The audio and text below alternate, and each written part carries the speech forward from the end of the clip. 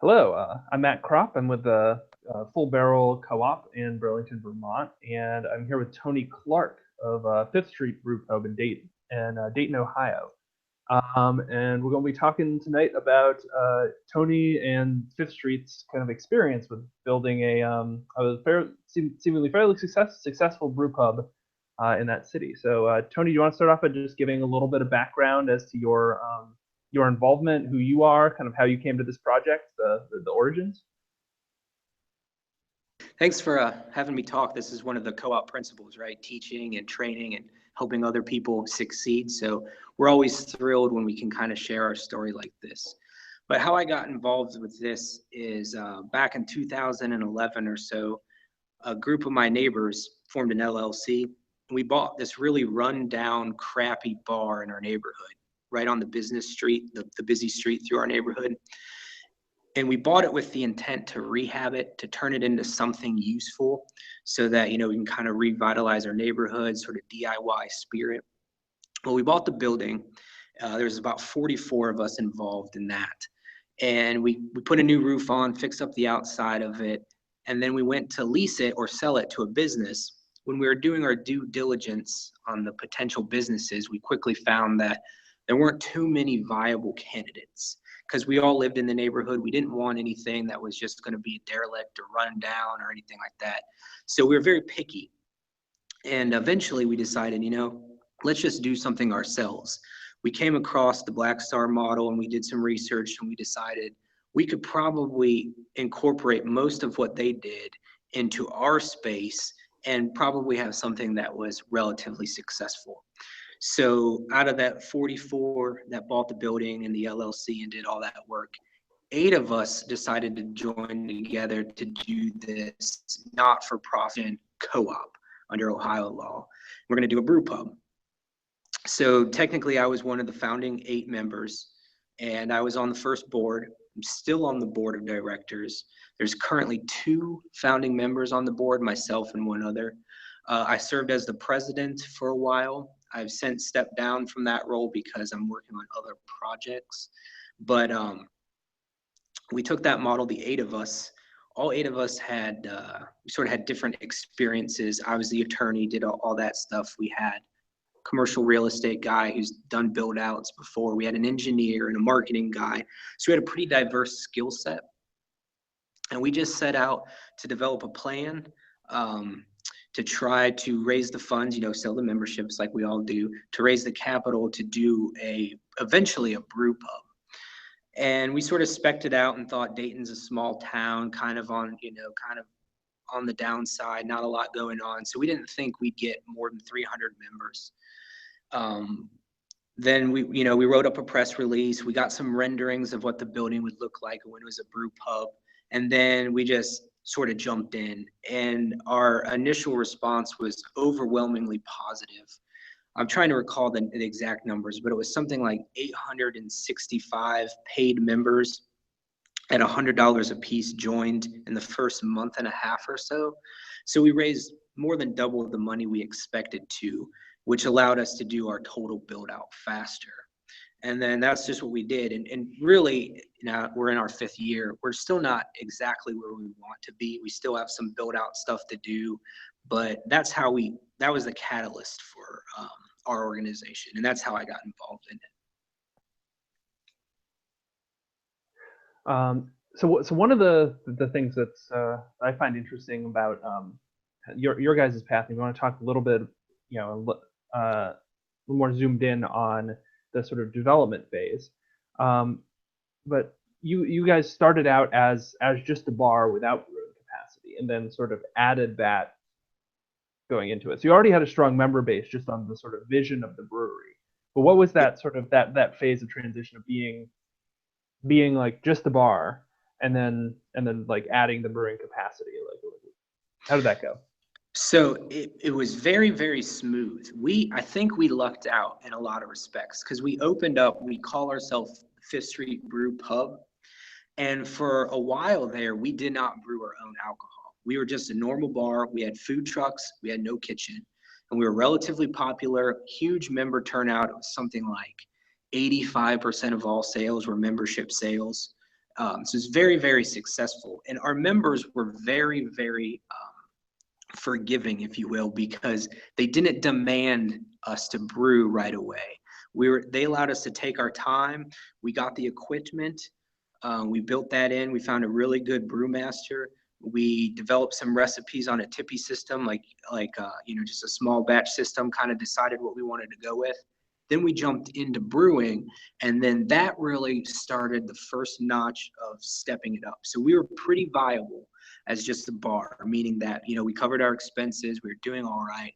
But once we had our own beer, that's when sales really started to take off. And then obviously we all understand the profit margins are great too, but that was, we were unique. This was we were the second in Dayton to open. So, competition's different. The market's totally different now, but there was a lot of demand, and it really was a strong catalyst for sales growth as soon as we opened selling our own beer.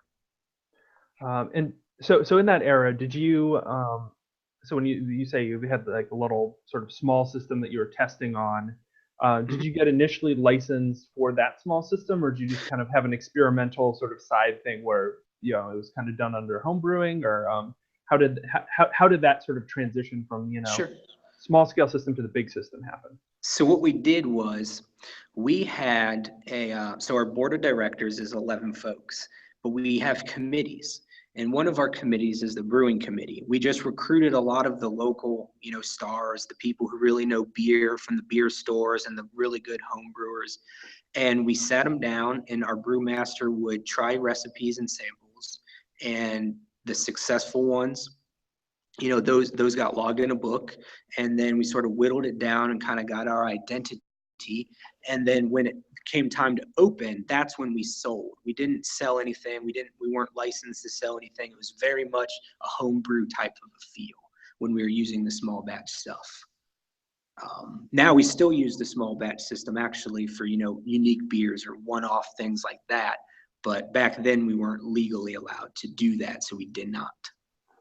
So you didn't go sort of do small and then get licensed to do bigger, but really sort of the 7-barrel system was the time that you kind of went Yep. official and with Yep. having it on site and everything. In terms of sales, we went bottled beer and draft beer, and then our 7-barrel system. So there was no in between steps. And now basically, at a minimum, half of our taps will be our own beer, and then probably 8 of 12, 7 of 12 will usually be our own beer. And then we do have bottles and things like that, but not a lot. In terms of kind of patronage and sort of what drew people in at different times, one of the things that we've been discussing as we think about this model is, being a brewery with beers to try is itself a draw, right? When you're just a bar that's differentiating yourself now against all the other bars versus all the other breweries, what did you guys find useful in that period for community engagement, getting people in the door? Was it sort of like really tapping the membership base, like events, different sub-communities that like met there? Kind of like, how did you approach that? So there's all of the above, but mainly I have to keep stressing this because it's just the luck of when we started. We were the first brewery in Dayton to announce that we were going to open. So we had a lot of hype. We were the second to actually open our doors in the city. And then we were probably the second or third to actually brew and serve our own beer in the city. So because of that, we just had a lot of inherent demands. Now there's many more. There's probably 10 or 13. So there's a lot more competition now. If we were to open now, we wouldn't have that initial hype of demand because there's so many other great breweries around town. So that was a big part of it. But we were also able to leverage our core mission in that we're a not-for-profit, but our specific mission is community redevelopment within the region, and then furthermore, right in the neighborhood in which we are located. So we actively seek out things to do or grants to give to businesses and people who affect our neighborhood, and then the city of Dayton, and then further out the region. So it's kind of a hierarchy of where our profits go at the end of the year. But that in and of itself, it gets a lot of attention. A lot of people are interested in that. So we use that, and then we do the very standard and normal things that people do, have a trivia night or, have a fun run. But the difference is, you have a very detailed membership database in which you can market directly to these folks. So you have their email address, you have where they live, you have all that stuff. So you can kind of figure it out. You know when they've been there last. So you can target your marketing a little bit better, and you can leverage that for events and things like that to get folks in the door. Mm-hmm. So that actually brought up another question for me, which is so you mentioned that the co-op has this kind of development mission beyond the sort of the baseline mission of co-op, which is operate on a not-for-profit basis towards members. So in terms of is that something that you guys have written in the bylaws? Is that something that's been put into policy? And do you intend to sort of, if you get to the point, pay patronage to members, or is this the sort of thing where sort of any sort of surplus is being directed almost structurally to these kind of third party projects? Sure. So okay, so as long as I'm sort of on the board and I'm representing the entity as an attorney, I try to advise us not to do patronage, Mm-hmm. because it can be burdensome. It can be a lot of expense for a little bit of a return, just because we have thousands of members and hundreds will actually show up and it whittles down. So we try not to do that. But the way our bylaws are pretty agnostic about the community development aspect, and that's a little bit by design. We do have things in there about being a not-for-profit, and all things have to go in proper channels and all that stuff. That's clear. But outside of the bylaws, we have a community development committee, and within that committee, there's a sort of a living document. It's not even yet finalized because we're still growing into that sort of plateau stage where we're not really going to grow anymore, and this is kind of where we are, and now we can figure it out. But this document guides how we give money to other organizations, and it's very much just location based and mission based. So if the mission is in some way affecting positively the community or the neighborhood specifically in which we reside, then that has a bigger chance of getting our funds. Mm-hmm.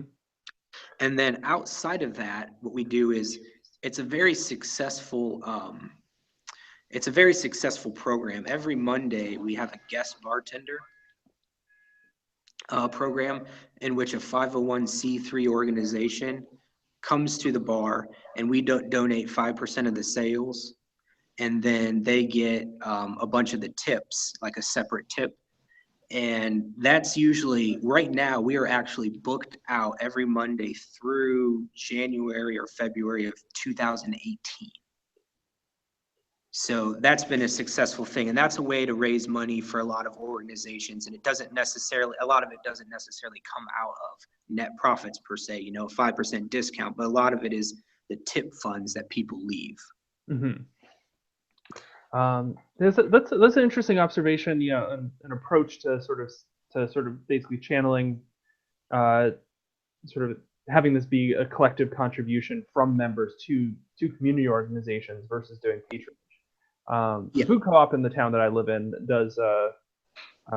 has reached the point it's pretty significant patronage, and I think when it comes to member recruitment, if you're in a situation where member recruitment is a challenge, I think patronage can be sort of a useful goal to hit towards. Sure.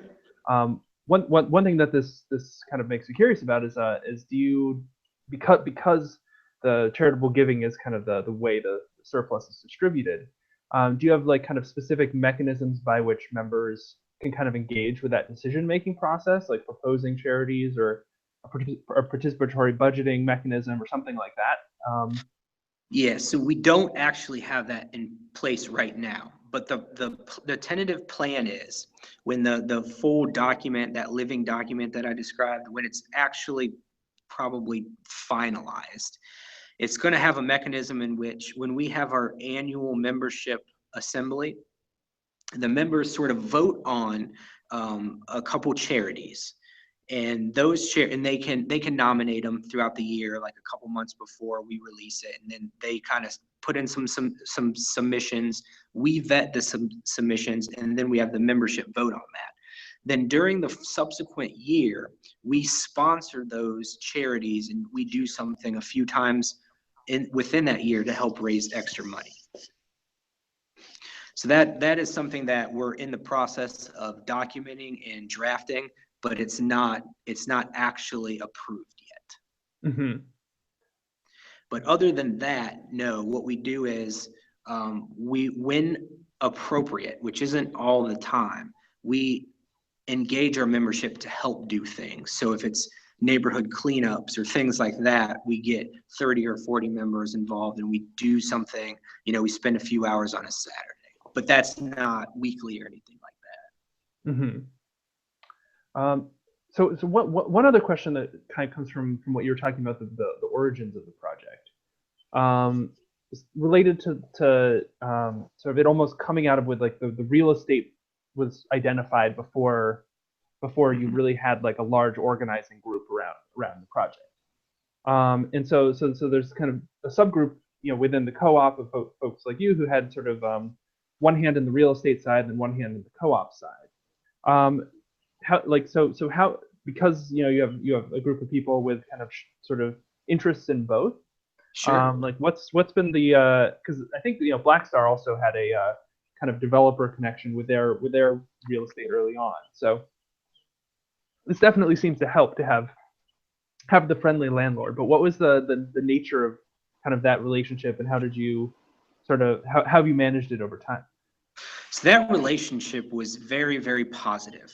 The LLC that we started to buy the building, we put in a certain amount of money to buy and rehab the building. And then we leased the building to the co-op. We all agreed. We were all comfortable with it because we knew the 8 of us who were starting the co-op, we were comfortable that the idea would be done properly and not sort of, dangerous to the neighborhood. The LLC leased the building to the co-op at a very, very favorable rate. So almost like a triple net lease, if you're familiar with that. So the co-op would pay the taxes and insurance and then pay a little bit into the LLC. And then the co-op had an option to purchase the building. If we did it after 3 years, it was one price. And then after 4 or 5, the price went up. So the incentive was to buy it quickly. And then the brew pub eventually purchased the property at a really reasonable price. And the LLC members were still very excited because, in fact, we ended up making a return on our investment on the LLC, even though all we were really trying to do was get an empty building into productive use. So the return was actually just, an added bonus. Mm-hmm. It looks like George is on the line now. Yes, sorry Hi. about that. I had to grab a little dinner, and then it took a little while to get the app downloaded and up and running. But hello. So we had Tony give a little bit of his background and how he got involved with the project. Do you wanna do Sure. the same? Yeah, I was also part of the 1600 group along with Tony and probably 30 some other people. Really, my involvement started with being with friends with Brian Young and Joe Dirkers, and I was part of the 1600 group, part of the rehab of the original building. And then when the idea for the cooperatively owned brew pub came along from Black Star, I was not a founding member, but I was on the original board of directors and on the board for 4 years. I've stepped off since. And my primary role was brewing. I was the original volunteer member of the brewing team. I was there for the original pilot brews when it was just a gutted shell of a building. And then a lot of the pilot brewing was actually done in my garage. And so was very involved in the selection and the installation of the commercial brewing system, the hiring of the second head brewer. Our original head brewer didn't quite work out as well as we hoped he would. So very involved on the brewing side of things, and then supporting the other aspects of the business through the 4 years that I was on the board. Okay. So one question I had related to brewing, and Tony had mentioned this earlier about sort of the development of the initial like recipes and things like that, and having kind of the high level home brewer doing people who worked in the beverage stores and things, kind of helping with that sort of tasting and feedback and such Yeah. not. Once you guys were kind of up and running, what if any sort of connection has the co-op had to the kind of homebrewing community? Is there a coherent subgroup within the membership that identifies that way, or is it That's one of the places where we've probably fallen a bit short of where we meant to be. There were really two ways that we were going to get the homebrewers involved. The first one, which has been very successful, has been an annual homebrewing contest where the winner of the contest, and typically we have two winners, a winter beer and a summer beer, and the winners get their beer brewed and on the big system and sold. And we kind of make a big deal about that. One of our most popular beers is we originally called it the Thin Mint Stout, but then after Tony reminded us that we might get sued by the Girl Scouts for calling it that, we renamed it the Mint Cookie Stout. And so that was a homebrew contest winner from the original homebrewing contest. So we currently have a oak stout that was the homebrewer from last year winner. So that's gone very well. What we kind of fell down on, and it was really a scheduling and manpower issue, we were going to, we have a 10-gallon homebrewing tippy dump system. And so that's what we've been doing our pilot brews on all along. And the program was supposed to be that at least a couple times a month during the warmer weather months, a selected homebrewer or even just a new homebrewer would get to come in and brew with a member of the brewing team. And when we originally promised that, our original head brewer, Eric, was going to school for a chemistry degree. And so he had some time on the weekends and I had some time on the weekends. But then Eric ended up leaving and we hired our current head brewer, Darren, and I ended up traveling a lot more for my job than I initially anticipated. And our assistant brewers kind of fell down on their involvement. So it just kind of, it's not completely forgotten about, but we didn't really get the traction on that we wanted. And we don't really have the bandwidth with some of the other things going on to get it up and running again. Just like the labor intensiveness of having like an intern or mentee type. Yeah, type deal. yeah. You're talking because it's a 6 to 8 hour day, as you probably well know, and to pay an assistant brewer to do that a couple times a month isn't an efficient way to spend our money. And plus then they have lives of their own. They don't always want to work on the weekends either. So it's been a little more problematic, and Tony can feel free to chime in on any current updates. I've been off the board for about 4 months now. Nope, everything sounds about how it used to be. Yeah. So thinking about now, that question of you have these home brew competitions. You'll have annual elections. What are the strategies that you guys really use in the current iteration to kind of keep members engaged, keep members coming back, keep members feeling like they've got they've got an authentic stake and all that? Yeah, so you're hitting on a very good question, because now heading into year 5 of the project, we are finding that just being who we are, which is a not-for-profit co-op, isn't enough, and we have to engage the membership more. So that is actually a struggle in which we're trying to overcome right now. And we're trying to shake things up a little bit by doing new things, having new events and stuff like that while it's cold out in Dayton, although it's been unseasonably warm, with the hope that when spring and summer comes, we will start having more like outdoor types of events and things for members to get involved physically, either helping rebuild something or clean up something within the community, or going out and picking hops and things like that. We had an event like that was relatively successful last year. So we are trying to exercise some creativity, because it's definitely you can get very stale if you don't. So that is a big part of what the marketing committee within our board is handling right now. George, it look like you might have something to say on that as well?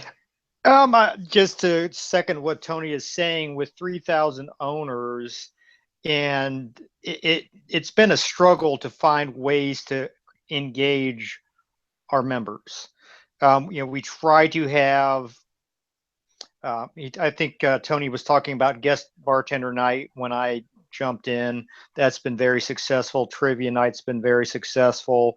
But to get them involved in a way where they're actually making some kind of meaningful contribution and not just being a customer, that's been difficult to come up with ideas that really, because unless they're a trained server or a trained bartender, there's not a lot of work they can directly actually do. Plus that kind of steps on the toes of the paid staff, because they need to make a living. So we've really struggled, other than like occasional projects where we're doing some painting or we're scrubbing something down. It's been difficult to come up with projects. And I think that's where Tony talked about getting some more community involvement really ties in nicely with our mission statement and enables us to get some involvement. And one thing my food co-op actually does is they moved member work out of their store. They picked a bunch of partner nonprofits, and they have sort of a discount connected to hours worked. So you get member worker hours for working at like the food shelf or the Intervale Center or something. Yep, that's exactly what we're looking into doing. But instead of working at another co-op or something of similar ilk, volunteering somewhere, or we sponsor a volunteer event somewhere within the neighborhood or community. Mm-hmm. Yeah. So that member engagement thing is a challenge across the co-op world, in terms of like, how do you get people to vote and pay close enough attention and all of that. One of the debates in that is kind of questions of scale. So in the beginning of the conversation, Tony had mentioned this idea that it's very place-based organization, right? There's not a plan to grow, and it doesn't have that kind of classic for-profit firm trajectory of like grow and then get bought by someone or become large in various ways. But have you guys had any thoughts or consideration of like a second location, or almost like maybe dividing like an amoeba where there's another neighborhood that could benefit from one of these and that has lots of members that live near it, and becoming two co-ops? So we get a couple times a year, I get asked about starting some variation of our idea within the city or just outside of the city. And currently there is no plan for that. However, it's not like we're restricted in our bylaws from doing that. Rather, I get the sense, when I was the president and now that I'm on the board still, like my personal thought is we haven't finished our mission within our neighborhood yet. So to divert resources or things outside of our neighborhood isn't exactly in the best interest of our original mission. I suppose, if that weren't the case and everything were sort of how we needed it to be in the neighborhood, then yeah, we could take that model. But what we try to do instead is impart our knowledge and our experience to as many other co-ops within Dayton or Ohio or even things like this, to try to help the general co-op community. So while it's not the exact answer to your question, no, we're not trying to open something else, but we are still trying to help others open something else. So another question, just this is always a big challenge and hurdle to get over for any project that's looking to start something similar, was financing. So kind of can you kind of walk us through how you guys put together the financing that allowed this to happen? Was it were there stages to it? Was there kind of different structures you used? Like there were definitely stages. And so basically what we did is we sold a whole bunch of shares, 3,100 or whatever it is now. That was a big part of the capitalization of this project. We started at $100 and then now it's $125 a share. But that was definitely nowhere near enough to get the project up and running. So what we did, in addition to those general membership shares, which we're all familiar with, one person, one vote, that's all you get, those kind of shares. We also sold what we call preferred shares, or really they're just a 5-year note. We drafted those very, very favorable to the co-op. So you get an interest payment once a year. The co-op has the right to forego paying that interest payment if, for instance, our finances don't allow it. And then after 5 years, we eventually will legally owe you all the interest and the principal, but we can defer that. And then after 5 years, if we can't pay the principal, we can defer that also. So that was a really big chunk of it. I believe we raised $250,000 in those preferred shares.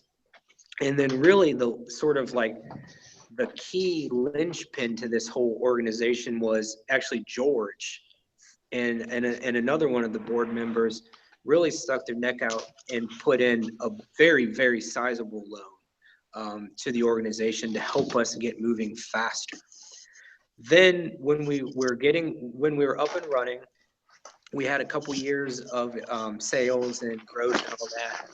We went in and got a bank loan and paid off some things, and then paid off the major, like George, the guys that put in lots of money, and bought the building all in one fell swoop. So now we're in the stage where we're working on paying off those preferred note holders. There's very much kind of 3 classifications of financing, and then a 4th if you would consider financing from sales. So the first few years we use our sales growth and pump that right back into building out a kitchen and stuff like that. Okay, yeah, that makes a lot of sense. Let's think. I think we've covered most of the questions that I have. So, and do each of you have kind of like sort of final thoughts or observations or things that you feel like folks in other projects working on trying to make this happen should know, should learn from your experience, etc.? And starting with George. Sure. I would. Oh, hang on, George. It looks like you're muted. Oh. Can you hear me? Still not hearing you. Yeah. Maybe Tony start, and let's see if we can get the audio working for George. Yeah. So when I go and talk to lots of co-ops throughout the state about starting up and all that sort of thing. And for us, again, this is very specific to my experience in Dayton, Ohio. The keys to success were first, the team. You have to have a team of folks that are willing to put in way more hours and sweat and blood than you expect. So it has to become sort of an obsession for y'all. And we had, like I said, we had the 8 founding members who all had very specific skill sets. And then immediately we found folks like George and other people who had skill sets that could do certain things on our behalf. And I'll take a second to divert here. Like I had talked about before, we currently have a general manager who manages the brewmaster. Well, previously that was George's role. George brought the experience of brewing to the organization. The rest of us didn't have the knowledge that George did. So finding the people with the specific skill sets is very important. And then really like the thing that I think differentiates us from a lot of co-ops is the way that we went about it, which is to say we identified the building and the mission first. We created the plans and the artist renderings of the potential of the building. Then we started seeking members. And I think for us in our city at that point in time, that allowed people to latch on to something tangible and invest more quickly than they would have if we were just out there at a different bar talking about it. Because we literally went to our building at keg parties and said, invest your money, here's what we can do if we reach this amount. So those are sort of my kind of keys to success. It's always going to be about the team and the location. And then after that, it's, allocating the resources appropriately and efficiently. That makes a lot of sense. George, let's see if we can hear you now. Are you able to hear me now? Hello. No, still no audio.